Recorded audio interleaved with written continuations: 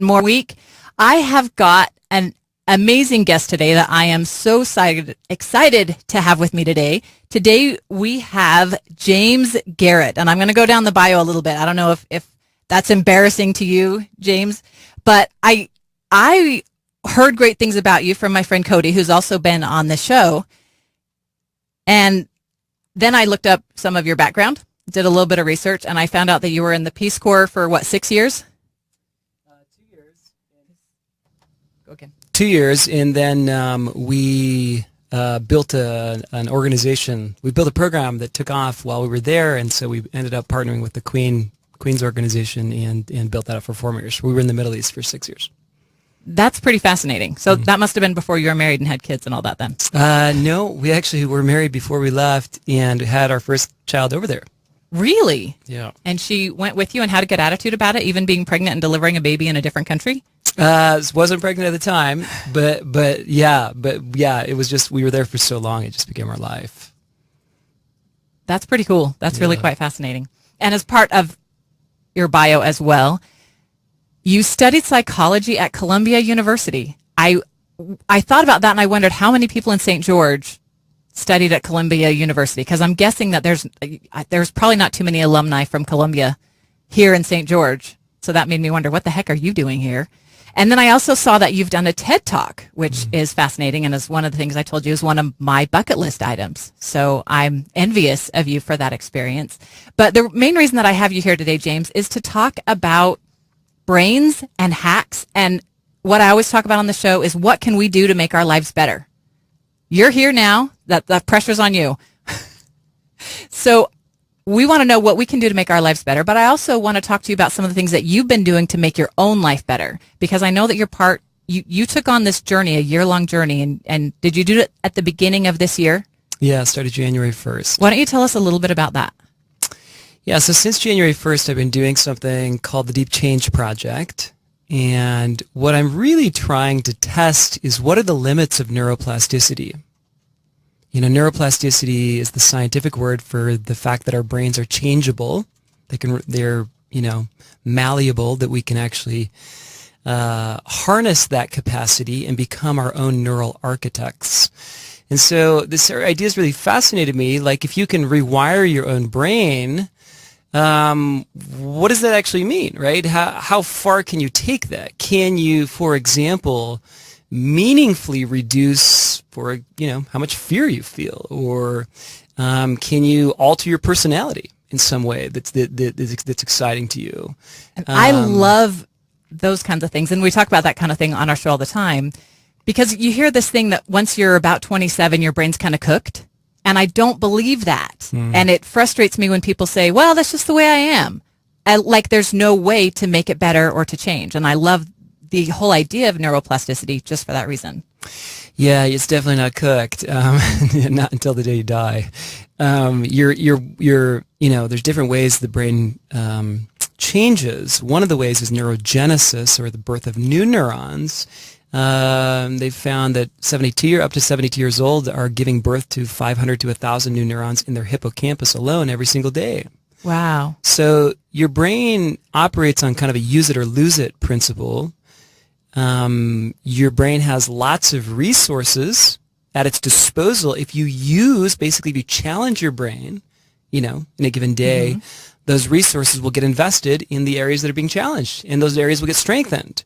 So if you're using your anxiety and fear circuits a lot, they'll get strengthened. And if you're using your, sort of mindfulness or self-control circuits, those ones will get strengthened. So your brain is actually neutral as far as what it strengthens. Brain is not really concerned with your happiness; it's concerned with your safety. And so what you want to do is realize your brain's dormant potential, its latent or sort of sleeping potential, right? And then ignite that toward your own goals. Okay. And I don't know, you and I didn't talk at all about the law of attraction, but that's something that we've talked about here on the show before. And the law of attraction is a lot like how you're describing your brain, that whatever you focus on, it gives you more of. And that's kind of how you just described the brain, that when you're giving your attention to those fear neurons, those are going to get stronger. And when you're giving your attention to those mindfulness neurons, that's what's going to get stronger. So one of my questions would be, how do you turn off the fear neurons and focus on the abundance and the joy and the happiness? Well, one of the most interesting hacks when it comes to conscious activity, your conscious brain can only process about 120 bits of information per second. Mm-hmm. So that's really, really narrow. And we have like really 11 million bits of information coming at us every second. So we get to break that down to like the percent of a percent that we actually interact with. Yeah, right. Interestingly, your unconscious brain can actually process about 11 million bits per second, and your conscious brain can only process about 120. So think of it this way: you have like a neural speed limit above which you literally can't. So this is why when two people are speaking to you at the same time, you have to ask one of them to hold on while the other one's talking. And that's why we turn down the radio when we're looking for an address? Exactly, because you can't process that information. So if you know that, think of it this way, right? If you're flying on a plane, the plane starts having turbulence, and you get anxious when you fly. If you simply tickle your arm and literally redirect your attention to the sensory stimuli you're creating on your arm, your brain literally can't focus on both things, both being worried and the sensation of the feeling on your arm. So the same thing is true with fear and worry. Like you can actually get good at directing your attention at different things. So Daniel Siegel, really brilliant UCLA psychiatrist, talks about this as the kind of hub and rim model of mindfulness or meditation, right? You've got the hub, which is like the observing part of the mind. Then you've got the spoke, right, which is the where you're directing your attention, and then the rim, which is all the things you can pay attention to. So you can focus and pay attention to the anxiety or the fear or the what if questions, right? And the problem with fear is that if it was so easy to just go, okay, I'm not going to be afraid anymore, nobody would be afraid anymore. That's one of those things that I think that we, also because it's comfortable and because we don't know any other way, we allow that fear to continue. Some people don't know that they can change it. And some people think that maybe they can, but they don't know how. And then other people have tried and have given up. Does that make sense? But I love what you just represented as sidetrack your brain to be focused on something else. Yeah, it's like positive distraction. Okay. And I love that you are bringing the body into it, because we don't give enough credit, I think, to how powerful our body is at helping our mind. For sure not. Yeah.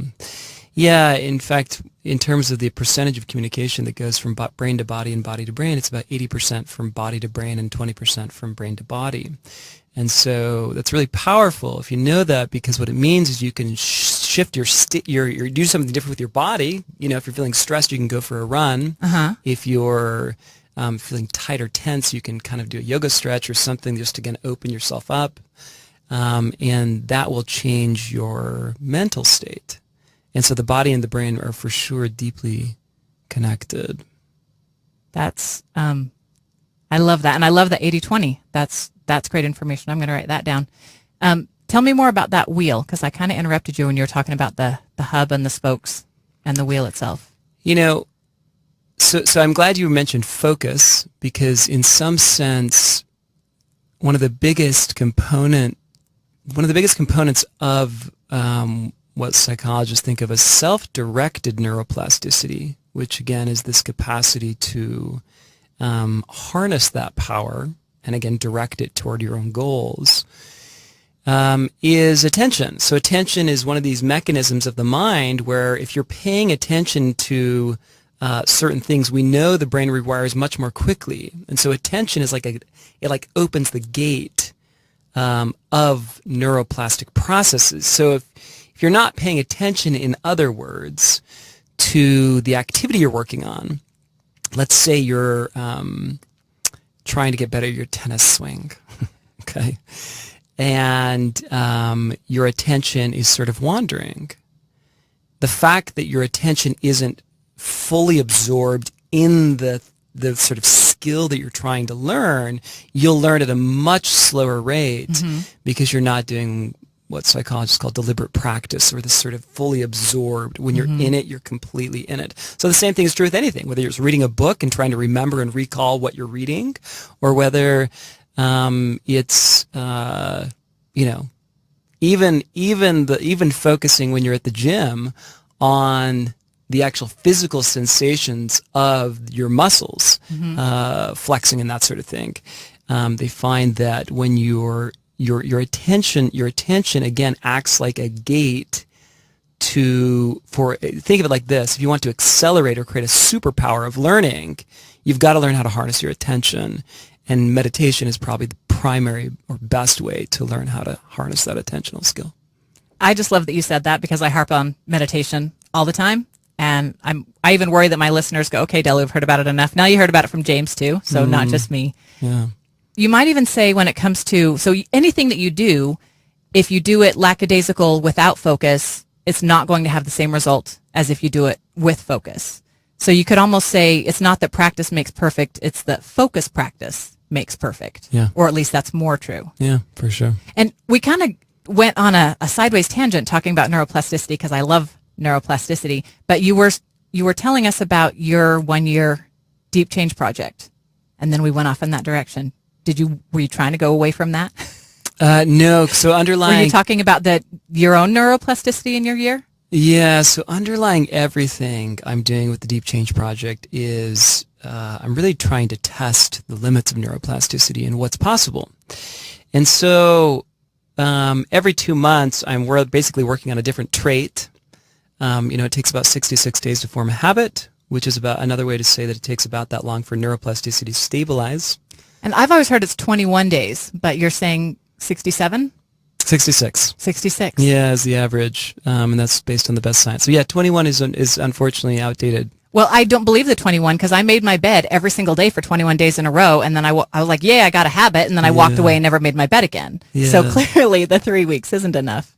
No, it's probably, actually, when it comes to behavior change, making any change in your life, it's actually the big hurdle that stands between you and who you want to become is 66 days. That's how I think of it. If you can get through 66 days, you can get through anything.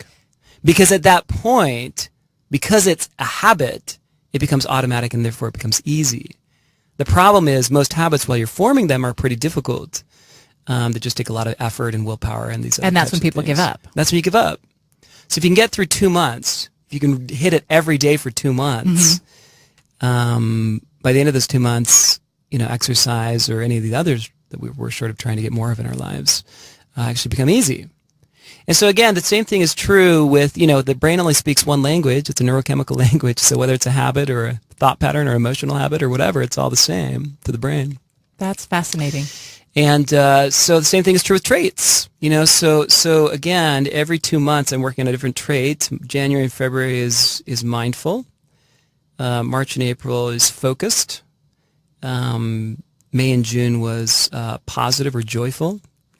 July and August, I just started today, is creative. Creative. So what did you do today for your creative? What are you doing for the next 2 months to help your creativity? So there's different parts of the Deep Change Project. One is I do a new habit stack every 2 months, a habit stack of 3 new habits. So my 3 habits for creativity are what I call theta time. So your brain, when it's working at a sort of slower pace, they call them theta waves. These are, not to get too technical, but it's most of us are operating in most of our day in beta, low, mid, or high beta waves, which is again the level of activity, how active the brain is. Alpha is usually what we're in when we're meditating. Or driving or watching TV or doing anything subconsciously that we just kind of do based on a habit that we've trained ourselves, where you kind of slip into alpha to just kind of do that task. Yeah, well, yeah. So alpha, so this is think of it like this. These are different levels of almost of energy. I mean, so what you're measuring is the electrical activity of the brain. Mm-hmm. So it's the amount of neural activity that the brain is basically pumping out. And theta is is the next one down. So creativity lives somewhere between high theta and low alpha. And most people really only go through theta twice a day when they wake up and when they fall asleep. Most people don't find a theta level during the middle of their day. Yeah, that's right. That's what you're trying to do. Are you trying to create flow like Stephen Kotler would talk about, where you're getting your brain into that creative, clear space where you're just focused on that? Or is that a topic that you know much about? Yeah, deeply familiar with flow. Yeah, constantly working on flow. But the way I think of it so for the 3 habits that I'm actually working on, one of them is actually theta time. So every morning, so I just started this morning, but when I wake up in the morning, I'm waking up 10 minutes earlier, and then allowing my brain basically just to free associate in a theta state, which is again between wakefulness and sleeping. So before you get out of bed, even before you're totally all the way awake? Yeah. So I have what wakes me up is a sort of mimics. I have a Philips light that mimics a sunrise. Perfect. and birds chirp. So it's a very gentle wake up, much in the same way that nature would wake us up, right? I'm always trying to mimic nature because we're built for nature. So that's what wakes me up. So I've set that 10 minutes earlier, and so the birds start chirping. And once the birds start chirping, I'm conscious enough to know that it's time to be in theta, but I'm also sleepy enough to just kind of be in that very creative state. And when I'm in that state, I just know I'm bursting with ideas. And so in some sense, that time is very precious. Mm-hmm. And so I just I'm allowing my brain those 10 minutes. So my first one is 10 minutes of theta time. The next one is the 8 to 8 rule. That's what I call the 8 to 8 rule. So no checking social media or email from 8 a.m. to 8 p.m. Before 8 a.m. or after 8 p.m. Oh, okay. Also, again, protecting creative time. Because your brain before 8 a.m. is a creative machine, is one way to think of it. It's just highly creative because you're literally in a different altered state of consciousness. Your brain is working very differently than it works at, say, 11 a.m. or 12 or 1 or 2. And so what you want to do is you want to take advantage of that and not shut that creative valve off by surfing social media. So, of course, most of us sleep with our phones next to the bed, which is not a good idea if you want to be creative and productive because, well, for a lot of reasons, not the least of which is, of course, interrupting our sleep. So the hack there is charge your phone in the bathroom, not next to the bed. That's one of the things I'm getting ready to get ready for. Yeah. Like it's one of those habits I know I need to break, but I'm not ready to break it. I get it. Yeah, totally. I love that you're talking about brain states. I didn't tell you this, but I'm a hypnotist. And so I work with patients and clients in alpha level and even in theta level. And what you're saying about having like the valve open for creativity makes so much sense because I can tell when a client when they slip from alpha down into theta. And then all of a sudden they have access to information that they did not have access to before. Yeah. And it's fascinating when that happens. So, but you do it not necessarily in hypnosis with, somebody sitting next to you talking to you, but just by yourself saying, I'm in theta right now. What can I find here? Yeah, and in a sense, you could think of it as self-hypnosis, meaning I'm recognizing when my brain is naturally in those states and then harnessing that to my own goals, So the 8 to 8 rule, I'm not checking email or social media before 8 a.m. or after 8 p.m. And then the third one is creating or having a creative journal. So I've done this for years, but basically the nature of creativity is this. Creativity doesn't hit you like a fully formed insight. Never does. The most creative geniuses in the world, they have hundreds of micro insights that add up to a big insight. And so the difference between them and us is that they sit there and capture them all along the way. And so, some of the research by Adam Grant and others has shown that basically creativity is, what we typically call genius is the sum total of years of little micro insights that, hundreds and thousands of those were just total garbage. So Beethoven, I was just talking about this with my daughter the other day because we were listening to the Moonlight Sonata by Beethoven. And she's 5 or 6, so she kind of gets this. She's still pretty young, but basically, like Beethoven, for every one work of genius that Beethoven wrote, there was literally a mountain of false starts. And so I think what we get wrong about when it comes to creativity is we think we see people who create genius works, whether it's art or science or anything else, and we go, wow, they must be different than me. No, they're not different than you at all. What they're better at is creating a system of capturing all their micro insights that again, literally every time you have an insight, stop the car, pull over, write it down, and then keep driving. Quick question. It's that important. Do you interrupt your meditation to make notes of the insights that you get? It depends on the level. It depends on the level of insight. I will at times, yeah, for sure. So insight will trump, for me, insight trumps everything. And sometimes you get that nugget, and the best ones are when it kind of comes randomly that you maybe weren't even thinking about something related, but you just are in a happy brain space, and so that thought comes, and you kind of go, oh, that's the thing I've been waiting for. I love it when I get those moments, but I get these things all the time where I just think, oh, I need to write that down, and it's kind of helpful to know that it's the pieces of genius. I think you didn't say it exactly like that. That's a great phrase. But that 98% of that's going to be crap, and that's okay. And but it makes me glad that I do write down what I write down. Mm-hmm.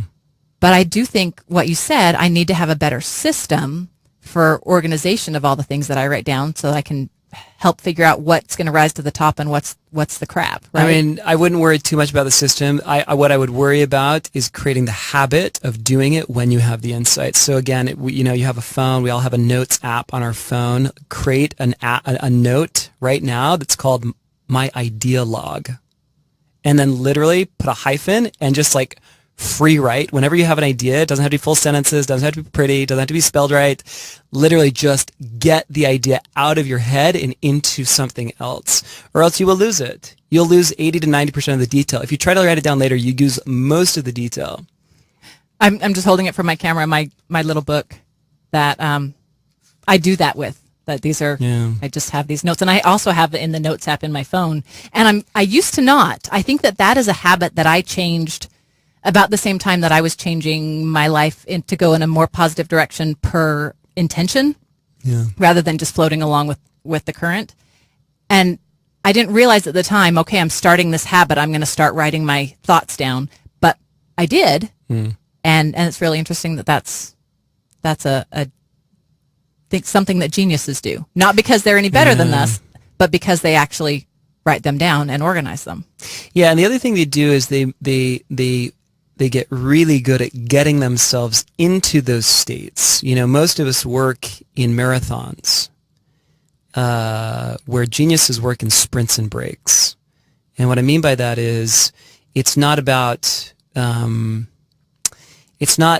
again, there's this idea that you can be good at anything if you work hard enough. There's the 10,000 hour rule. Yeah, it's about grit, it's about hustle, it's about grind. If you're an entrepreneur, you see entrepreneurship culture.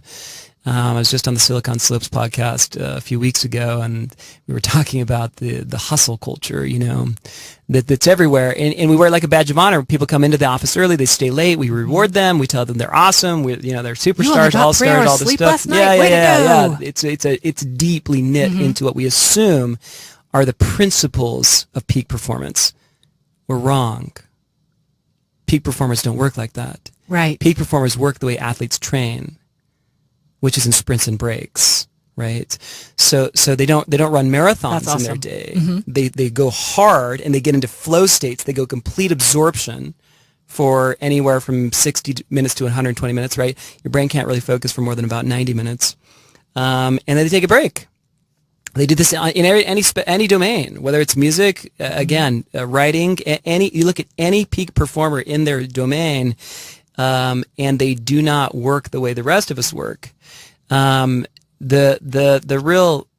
real kind of sprint break model is actually 90-20. If you want to get really synced up with your, what they call ultradian rhythms, which are your energy cycles, you want to be on for about 90 minutes and then take about a 20-minute break. That's awesome. And I so agree with you that I think that as Americans, we just work wrong, and it's ineffective, and it's draining us and wearing us out. Yeah. James, we only have about 30 seconds left. So tell me, or tell our listeners where they can find you if they want more information. Yeah, brainbodydesign.com. You can join the Deep Change Project in my Facebook group. Just search for Deep Change Project on Facebook. I'm in there with you. James, I'm so glad you were here today, and I'm going to have you back because there was so much of this conversation that I wanted to take further. So thank you so much for joining us here. Absolutely. And to everyone else, thanks so much for joining us. Check us out on Facebook and the Extraordinary Talk Show YouTube channel. Thanks, everybody.